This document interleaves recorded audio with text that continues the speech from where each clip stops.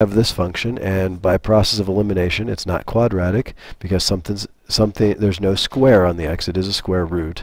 It's not linear because it's not just x. Well, and I already said what it was. It's a square root because it has the square root symbol in front of it. It's not an absolute value, and it's not trigonometric. So we're talking about a square root function in this case. So if I take my y value, my original function, and slide it into the other function, you'll see that I get a square root, and that's really all we're talking about.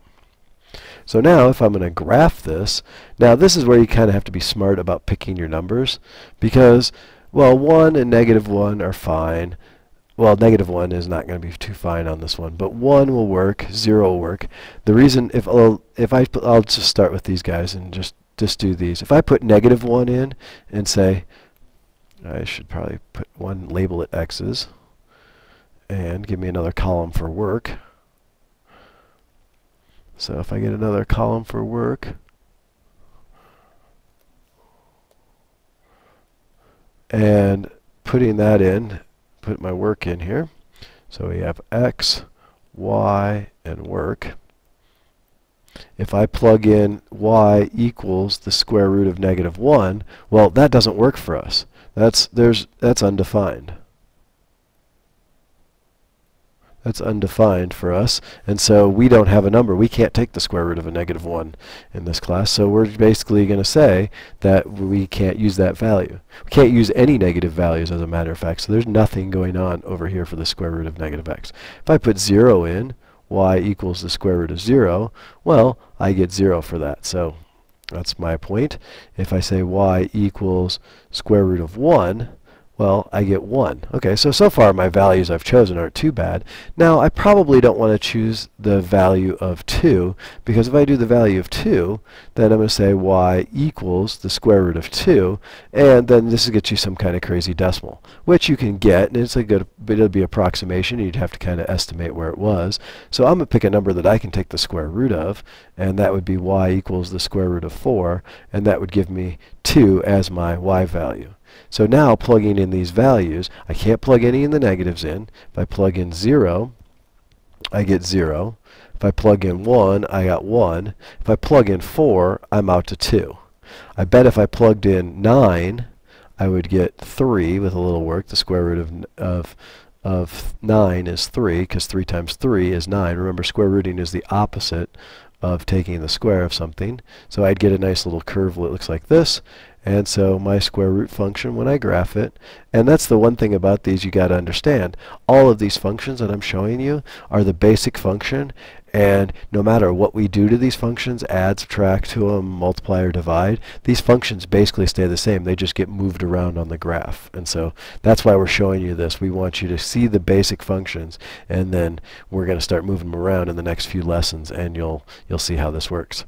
So then the last one is the sine function, and the sine function is something that we've dealt with, and so we'll talk about that, and I'll get my calculator out and everything. This is a trigonometric function. So now, again, just like before, this is the linear function, and we just turned it into a quadratic function, into a trig function, not a quadratic. So now we're going to graph this, and you'll notice the graph looks a little bit different, and we have some weird numbers down here. But basically, these numbers are the numbers that are important in some of the numbers that are important for the sine function. These are degrees, and so we have to get out our graphing calculator and find out what's happening degree-wise in this function. And while I'm waiting for my calculator, so then basically, clear this out. And you need to make sure your calculator is in degree mode, which it is. Okay, so I'm good there. I'm going to clear out my graph. And so now, what I have here is what happened here? All right. So if we are trying to graph the sine function, and so I have to plug in these values. So I'm going to do sine of 90. Actually, let's start with sine of 0. And so I should set up a t-table for this. Sine of 0. So if I set up a t-table, and I'll just draw it up here since my calculator's in the way. And so I set up my t-table, my x. So I'm going to put 0 in. My y will be what I get when I put sine of 0 in. I get 0. So now I'm going to go back and put sine of 90. I lost my t-table because I was drawing on my calculator. Hold on a second here. Close my calculator out. Let's try this again. All right, last try on this. Draw some lines. We have an x. We have a y. We're going to do 0, 90, 180, 270, 360. And there's a whole bunch of points in between that we're going to use. Those are the values we're going to plug in for x. And so sine of 0 was 0. Sine of, well, let's see what happens here. Sine of 90 is 1. So I'll do a couple more here. Sine of 180 is 0. Sine of 270 is -1. And sine, oops, missed sign. Sine of 360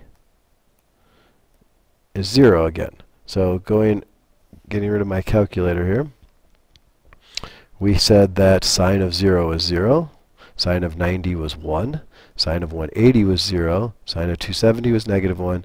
And sine of 360 was 0 again. So now I have some points that I can plot. Oops, I thought this was all together. And so I'll plot these points. So this is 1 and this is -1 on my graph. So at 0 I'm here.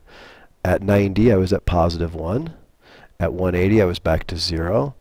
At 270 I'm down to -1, and at 360 I'm at +1. And what happens with the sine function is it makes a nice smooth curve, something like this. And there is your sine function. So we're just going to check and see if you know the terms, and so we'll check and see if I know the terms. And so we're trying to figure out which is quadratic, which is trigonometric, which is the other functions, and it's just trying to remember what we had before. So a linear function makes a line, so I'm going to move that up to the line one. The quadratic function makes the U shape. The trigonometric function makes the wave. Absolute value is V, V for value. And square root is half of, anyway, this is just what it looks like. It's just kind of this curve. And so we'll check and make sure I did them correctly. And they were all correct. So that's just a little review of what we've been working on. So then we're on our way out. And so we choose one of the functions that you think is the newest or most unique, write an equation, and sketch its graph. And so that's your out, so I'm going to leave that for you to do. Maybe in your notebook check, make sure you're doing your summaries, and we'll talk about the homework when we're all done. So hope you guys have enjoyed this webinar. Thanks for listening.